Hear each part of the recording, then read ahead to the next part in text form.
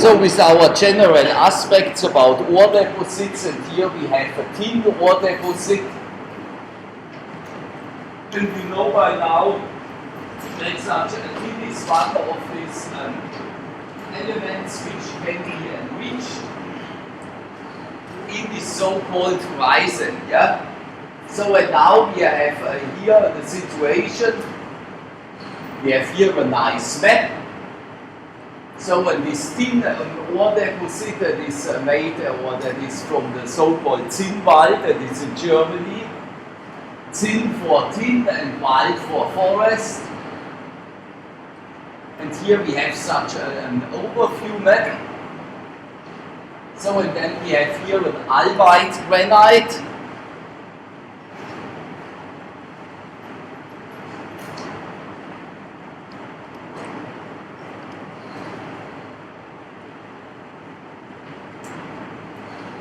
Here we have the albite granite. Here we have some porphyritic granite.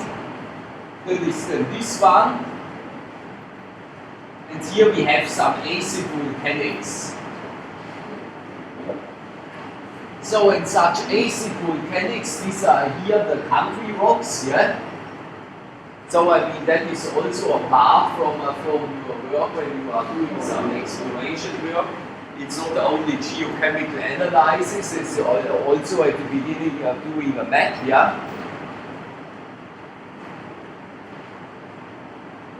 And these are just heightlines, yeah? We are starting here at 100 meters, going up to 800 meters. And if you are looking at this map, what do you think? What is the country rock? What was before? What was later?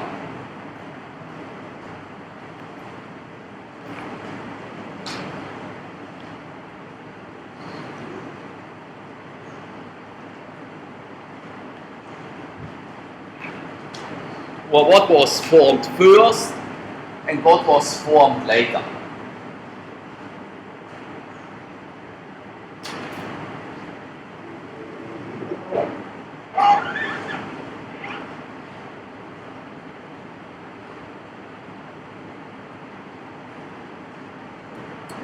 So the country rocks, as it looked like here, these are here these volcanic rocks.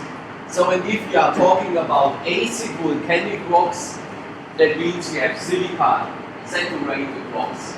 So that is the thing what you can immediately observe in the field. Yeah.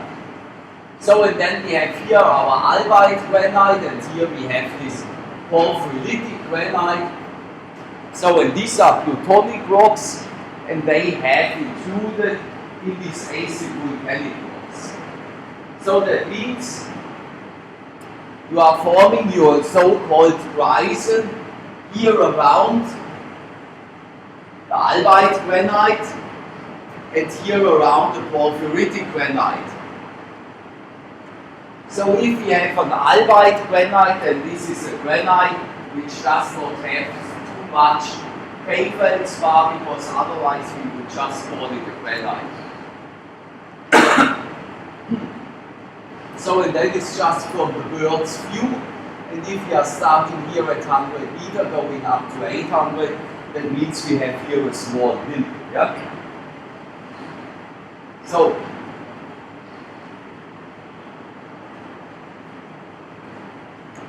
and if you are looking for an ore deposit, then you are looking here,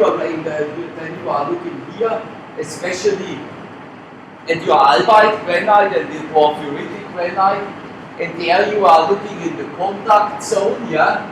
But you are looking then, because if we are talking about the tin ore deposit, then we are talking about the swam elements, and they are not that mobile. Then we are looking around the intrusion and in the intrusion itself, yeah?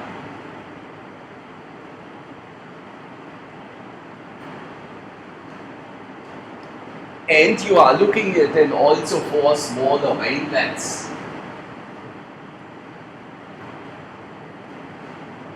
If we have a porphyritic granite and an albite granite, then which one do you think is more rich in fluid?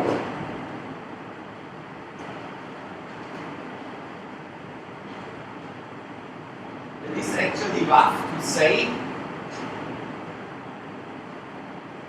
but if we have an albite granite, that means we have less potassium inside, because then we do not have feldspar. And if we have less potassium inside, then we do have less biotite. But anyway, it could also be rich in muscovite.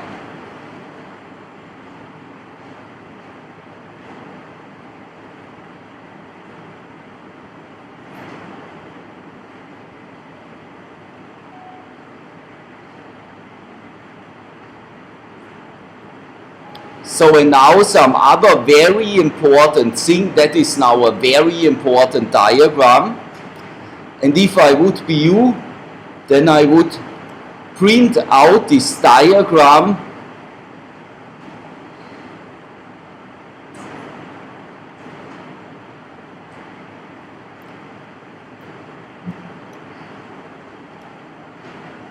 and put it over your bed. Because that is actually a very useful diagram to show in a very simple way where we are talking about hydrothermal systems, that is here, and where we are talking about the magmatic stage, and that is here. So, and of course, if we are talking about the magmatic stage, then we are dealing with much higher temperatures, yeah? So, and if we are talking about the early magmatic stage, so when we are forming intrusivas, and these intrusivas are then in these intrusivas, you have then your peridotites, dunites, gabbros, and norites, yeah? Norite is also a gabbro.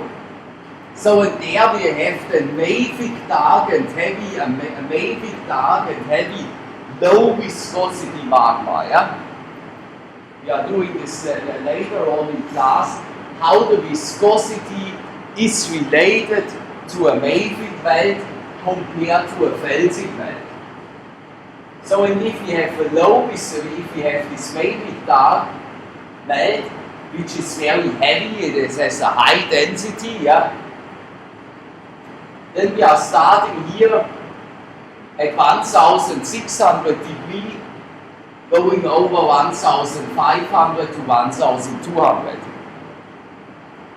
If we are talking about such temperatures, then we will form different ore deposits from those here, yeah? At low temperatures. Because here at low temperatures, we are talking about the hydrothermal systems, yeah? That is, here we have here the timing, here it is very early, we have the magma from the mantle, still a very early stage, intermediate, and then we are going here to the late stage, and that is the hydrothermal system. So, and of course, with decreasing temperature, our melt or our magma is changing the chemical composition completely. Yeah? So we are going from a silica poor melt to a silica rich melt. So in this early stage, for example, related to the dunites and peridotites, we will form totally different ore deposits. For example, there we will form chromium, or you will find chromium, you will find titanium, vanadium, iron oxides, nickel and cobalt. Yeah? So, and in this very early stage that we are talking also later more in detail, we find the platinum group elements. Yeah? So, in the platinum group elements are very expensive very rare metals. So if you are going sometimes here to the harbor, I don't know if you are doing or not, but it doesn't matter, then you can see these drilling ships, yeah, sometimes. So there they are looking in the ocean floor, for example, for nickel here, yeah. So in all these Chinese and Koreans, I think there's also one German boat, one French boat, they are looking for this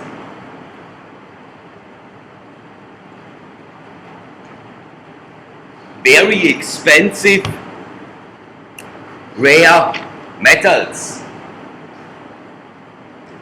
So and there you have then the crystallization of a magma, the rest magma and the early differentiated, and that is the stage where you are forming this kind of ore deposits, yeah.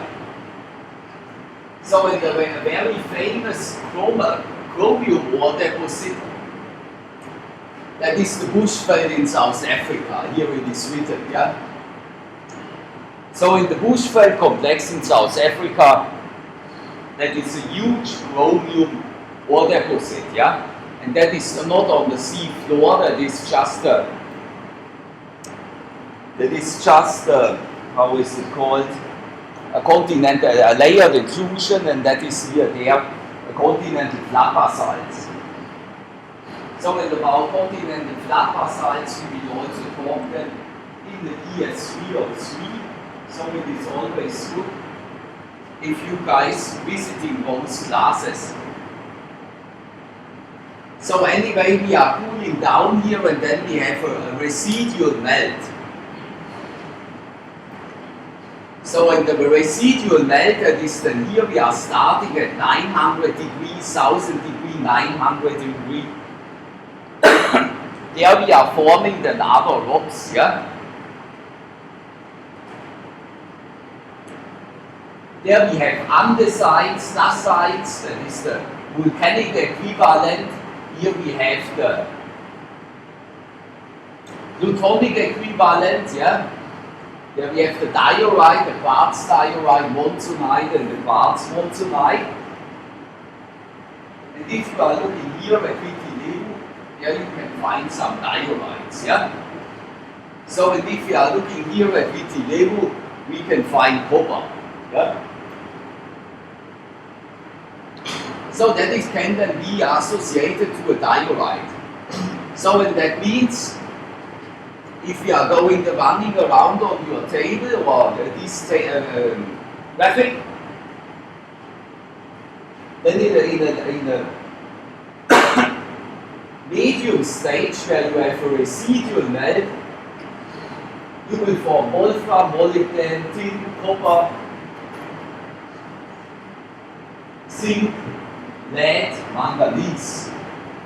But if you are going more and more down with the temperature, then we are running here into the hydrothermal system, and there we are forming then silver, gold. We can also form tin, uranium, wolfram, beryllium, niob, tantalum, and lithium ore deposits. Yeah. So that these are the late differentiates. And here we have the pegmatitic stage, and where we have the pegmatite, and this we are forming between 500 and 300 degrees Celsius. So, and this is if you are looking for ore deposits here in Fiji, then we are running here in the hydrothermal system. So, and what can we observe in such a hydrothermal system? We have the geothermal steam. You will see this when we are going about Fiji, yeah? Because there you have everywhere the hot springs, yeah? I think there are about 45 hot springs. Then we can see fumaroles, not here in Fiji, sorry for that. But I will show you some fumaroles in the ES303. So, and this is in a very late hydrothermal stage between 350 and 100 degrees Celsius.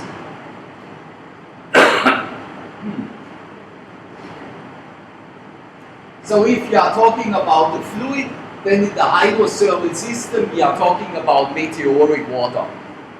So in this water in Vanua level, that is meteoric water. Yeah, it comes from below and becomes then heated up in a certain depth.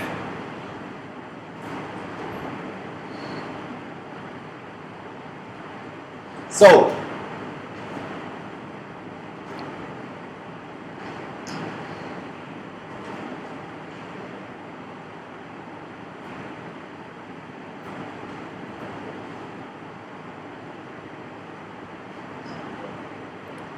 if we are going now back to our different hydrothermal systems,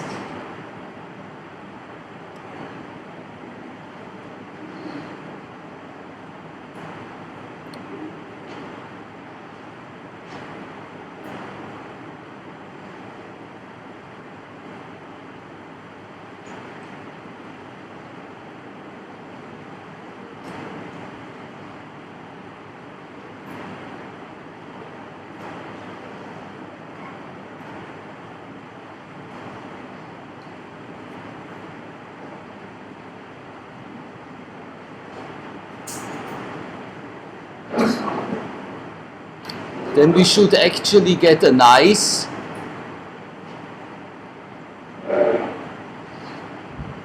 things.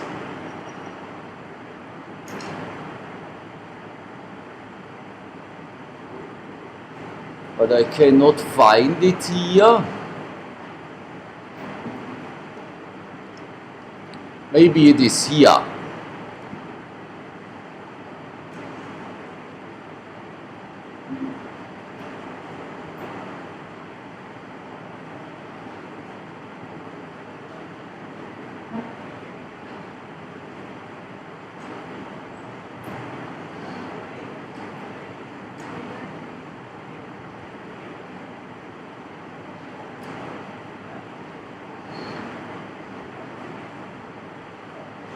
Here it is.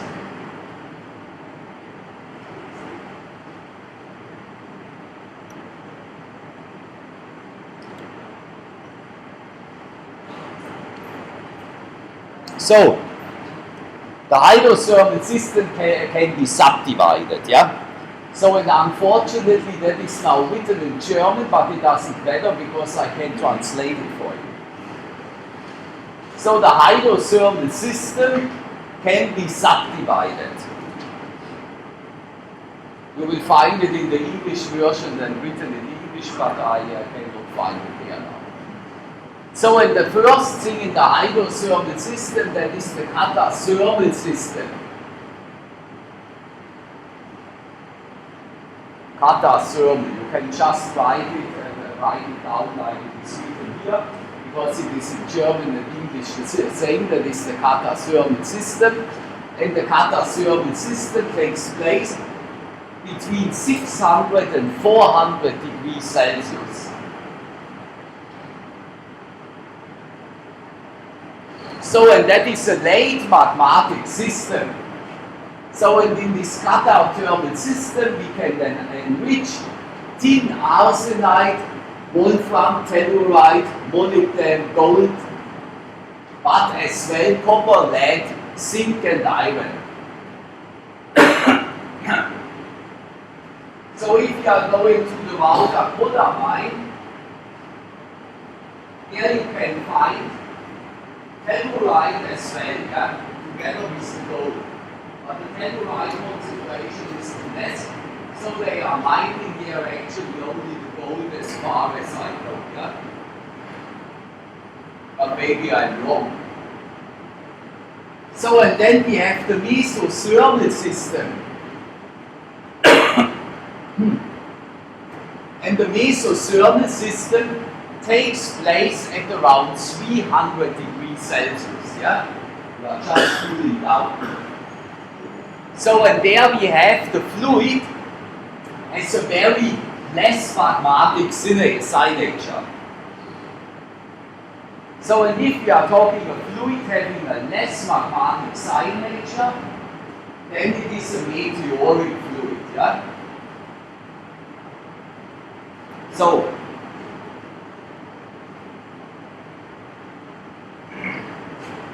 and there we are forming ore deposits containing gold, silver, copper, lead, zinc, uranium, but we can also find zinc sulfide, which is rich in iron, and we have lead sulfide, rich in silver sulfide.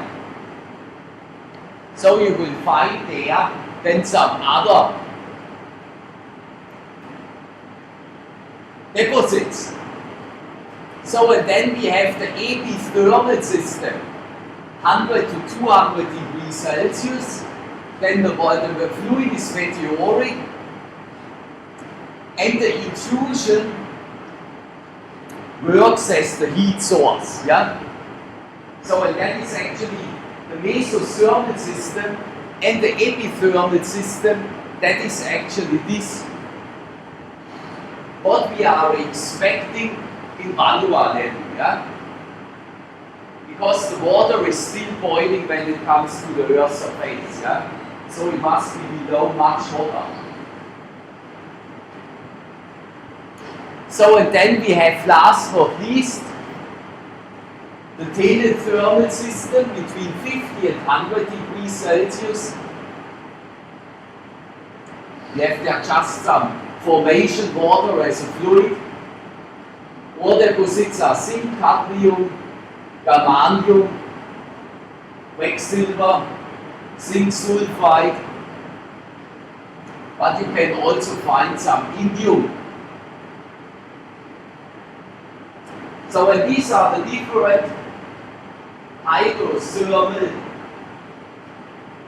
stages. So and they are very important for the formation of these certain ore deposits. So in the hydrothermal stages, I also would like to know them probably in the examination.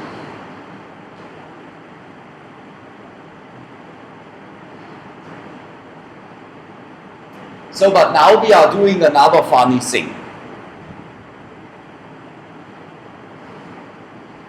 We are going here now back to a table which I showed you last week.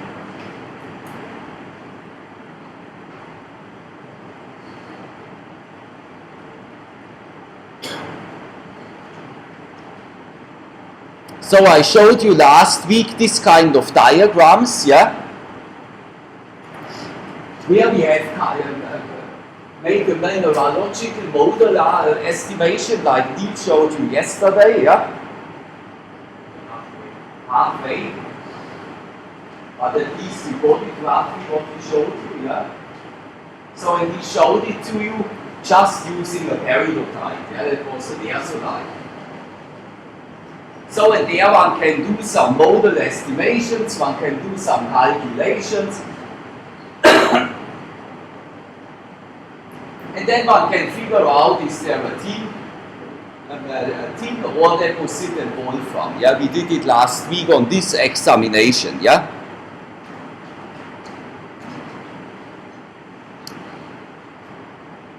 So, but these things has been done by using headspace events. Yeah. Yep. So, but now when we are going back to not to Vautapola, we are going back to Vanua level, yeah. So, when there you have everywhere these hot springs, yeah, 45. So, and then you can go there, and we will do this, and take some water samples, yeah. So, such a water sample you are not taking them with a hammer. You are taking them just with I don't know, with something what you are using with a bucket, yeah. Then I showed you last week the salinity.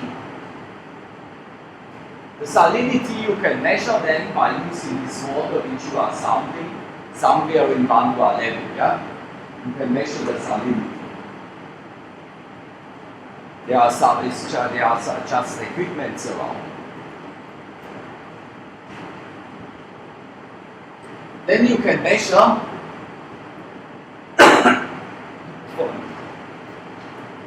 all the element concentrations, for example, in your water.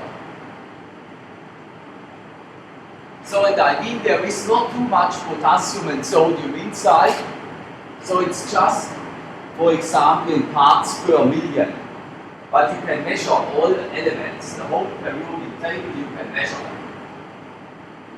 So, in some elements are in a higher concentration inside, and some elements are in a lower concentration inside, and some elements just does not appear. So, and then you can measure also to pH, yeah? Yeah, you can just use the equipment, and with this equipment, in the same way like you are measuring the salinity with such an equipment.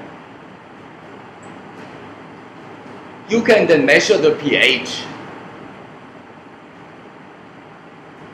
So, and now you have measured all these things from your water analysis, and I mean, you know, this water which occurs at hot springs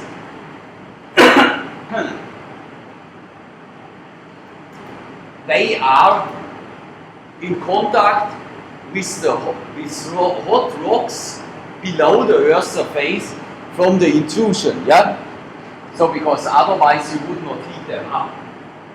I mean, you would not heat the water up. So, and then you have every element here that comes actually from this sequence where the water was heated up, yeah?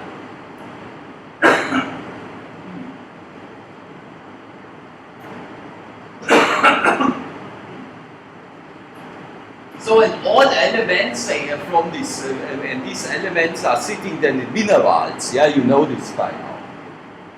So, and all these elements have a certain solubility in water. For example, if we are looking here for the potassium and the sodium, then potassium and sodium has a higher solubility in the water, yeah? Because in this big atom, there's only one electron in the outermost ring. So you can dissolve it very easily in the water, yeah? Whereas metals, for example, has a lower solubility in the water. So in all this concentration, you get that from all elements in your water you can measure. So, and then you can recalculate at certain temperature, I mean at a high temperature, elements have a higher solubility in the water, whereas if the temperature goes down, you have a lower solubility in the water, yeah?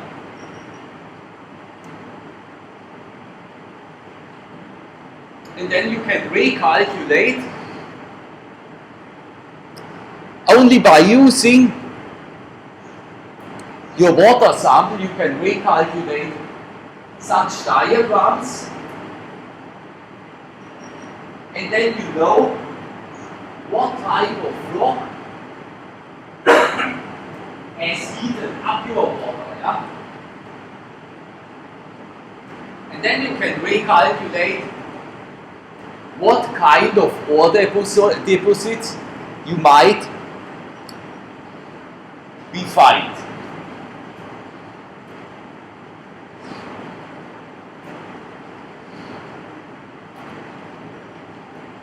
Did you get this?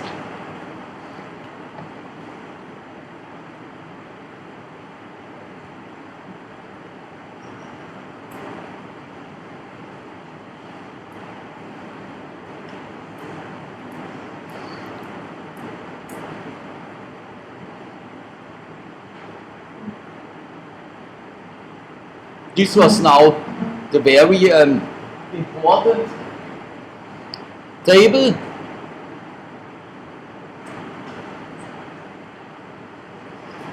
So then something more. How it looks like in the field, different situations. And here we have four principal types of thin ore deposits associated with granitic rocks. So that means, and that I showed you before in the table as well, such a thin ore deposit is always associated with granitic rocks, because thin is an element which can be enriched and mobilized in the hydrothermal stages. Yeah?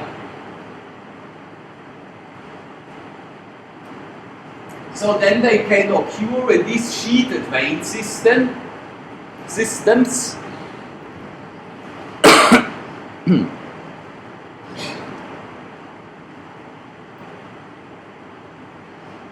So I mean, at the beginning we have here a granitic intrusion, yeah? So if we have a granitic intrusion, then it means we have a heat source, and this granitic intrusion in the hydrothermal stage will release water. So, and I mean, you know by now, this water, it is a mixture between a magmatic fluid and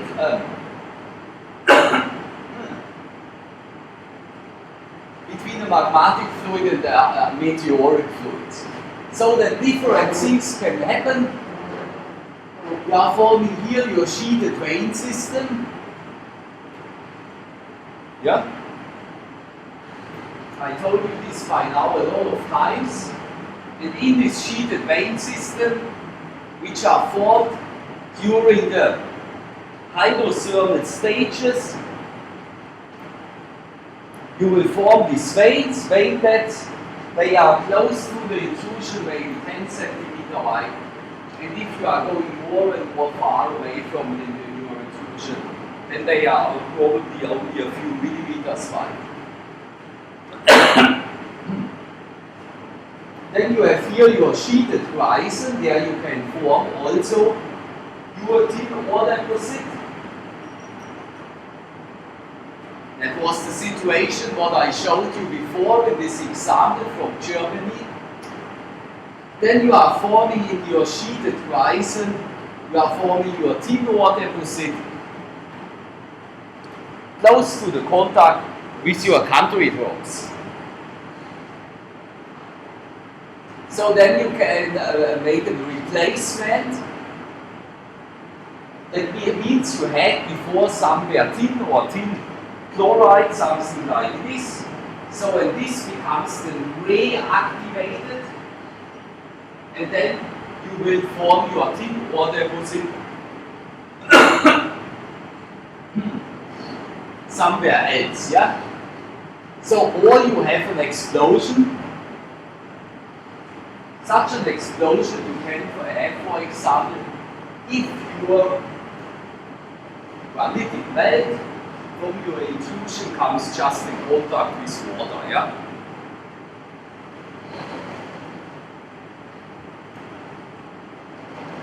So, and then you are forming here something like a caldera.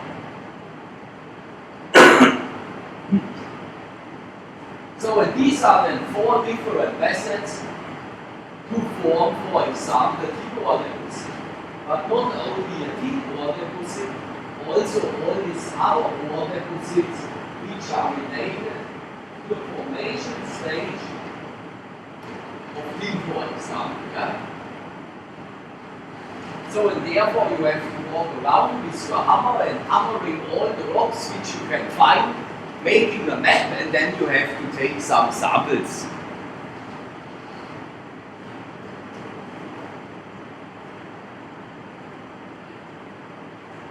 So here, for example, we have another What do we have here?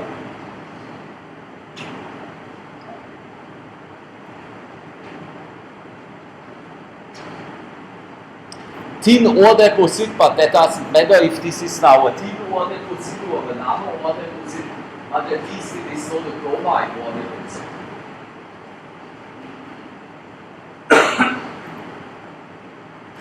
So here you have your granitic intrusion, here you have your sheeted vein system, yeah?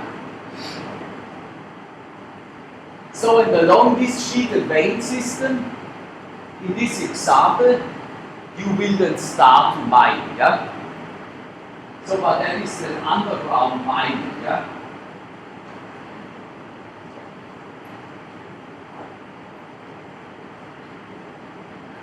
So that means here you have then some you have the elevators here, and here some isles, and then they are mining here around. But they are mining here as well, and here as well. So and that is the next thing what one have to do, or another thing what one have to do if one is an ore geologist, yeah? So you have not to make only the surface map, you have also to make a cross section, because you like to know where your ore body is, yeah? So because I mean that costs a lot of money to go there and drill there and to make the islands, yeah, where you can mine. So and I mean of course here your ore is more rich because it is just more close to the body, to the granitic body, and then your veins are more thick.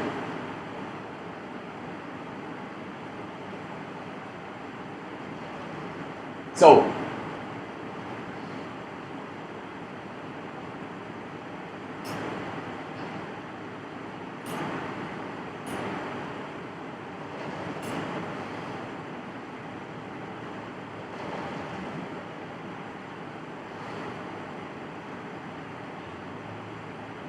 yes. Here again, the different hydrothermal stages. We are dealing here with temperatures between 400 and 250 degrees Celsius. If we are talking about temperatures ranging between 400 and 250 degrees Celsius, then we are talking about the catathermal system. Yeah? And in this catathermal system, you will find then other gangue minerals. Yeah? So in the gangue minerals, these are the minerals which you are looking at first, yeah? Because this one you can identify very easily in the spaces, the end space again, yeah? So in the temperatures ranging between 400 and 250 degrees Celsius, you will find quartz, feldspar, muscovite, tourmaline, and chlorite and fluorite. So and then you have here the different ore minerals, and these are the ore minerals which are related to these gangue minerals in this example, yeah? Maybe I can make it bigger, then one can maybe read it. Yes, indeed. And here we have between 500 and 250 degrees Celsius. So in there you have then these different gangue minerals, ore minerals related to these gangue minerals. So in there we have then the wall rock alteration.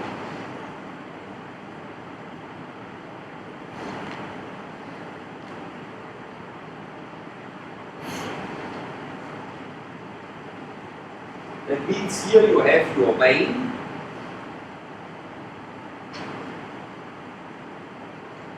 So and in this vein have your gang minerals.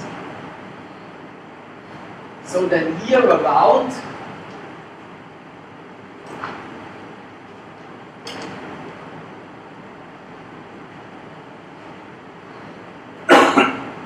you have your wall rock.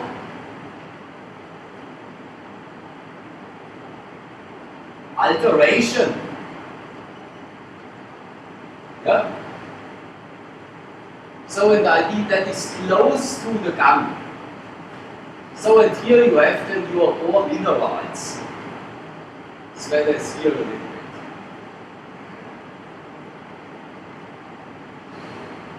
So and of course here we have another wall rock alteration at high temperatures compared to lower temperatures. Here, for example, between 350 and 150 degrees Celsius,